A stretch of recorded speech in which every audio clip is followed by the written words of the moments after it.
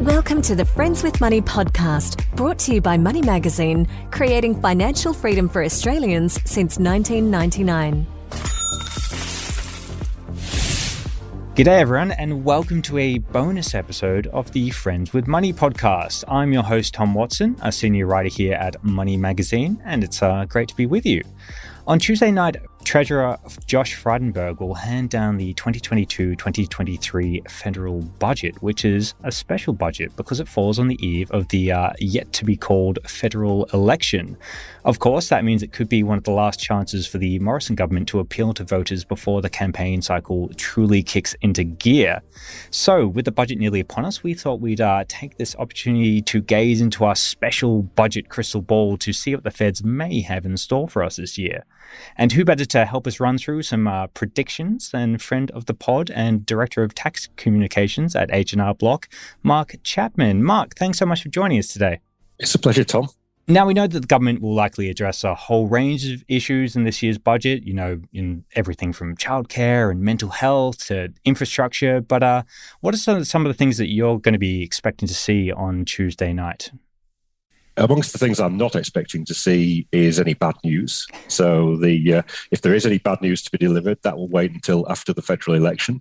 So there'll be lots of good news with an attempt to turn the government's poll fortunes around. I expect that the low middle income tax offset will be renewed for another year. There's been a lot of talk about whether that will be scrapped or not. That talk was mostly for the birds. I think the government has always intended to give this one another go. So that effectively means that if you're earning up to $126,000, you'll get up to $1,080 in tax back when you lodge your tax return. The implications of not relaunching that are basically that everybody would effectively get a tax rise. So I don't think that's sustainable in the current environment. So that will be renewed.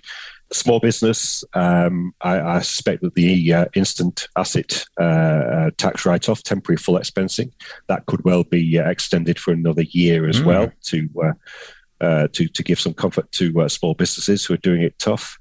And maybe they'll look to adjust the tax rate that small companies pay as well, adjust downwards, of course. Oh, really? Okay, that would be interesting then for and I guess welcome relief for small businesses then if they did have something like that. Yeah, well, the government has had an agenda to reduce the corporate tax rate for several years now.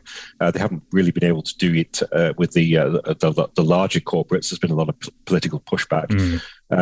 But certainly the smaller businesses, there hasn't been the same degree of pushback. So I think they may have a go at reducing that tax rate. And Mark, I guess leading up to this, a lot of the talk has been around cost of living pressures. So obviously an extension of the Lamington tax cards, as you mentioned before, would kind of go some way to easing that, but obviously people are not going to see that for another couple of months. So is there anything in the works from the government that will kind of apply to Australians straight away that they'll be able to see and benefit before the election? Yeah, well, I think probably the petrol excise may well be cut.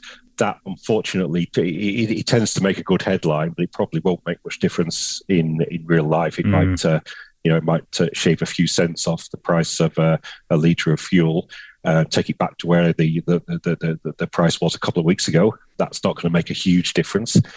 There's also talk that the government might introduce some form of direct payments for lower middle income tax offset candidates. So if you're entitled to the lower middle income tax offset, if you're earning up to $126,000, potentially the government might give you some extra assistance with things like fuel bills, etc. That's quite a bit by itself. But I guess the interesting thing about this budget is that depending on the results of the election, we could have a whole new budget potentially in a couple of months. Is that right?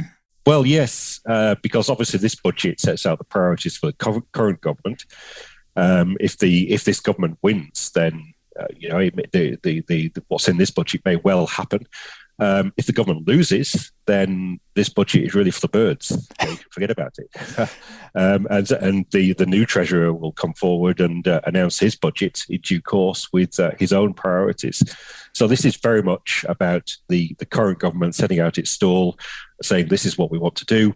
And it's effectively a very powerful weapon in their election campaign. But it isn't necessarily going to see the light of day because if the government loses, it's all bets are off.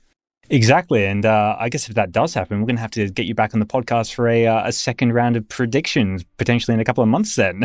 Well, quite possibly. Until then, though, thanks so much for joining us, Mark. It's been a real pleasure chatting. Thank you. All right, that's it for this bonus budget episode of the Friends with Money podcast. But be sure to head on over to moneymag.com.au from Tuesday evening onwards, because we'll be recapping the winners and losers of this year's budget and running through just how you'll be impacted. I'm Tom Watson. Bye for now. Thanks for listening to the Friends with Money podcast. For credible, independent and easy to understand financial commentary, visit moneymag.com.au. Please remember that the views and opinions expressed in this podcast are general in nature, and further independent advice and research based on your personal circumstances should be sought before making an investment decision.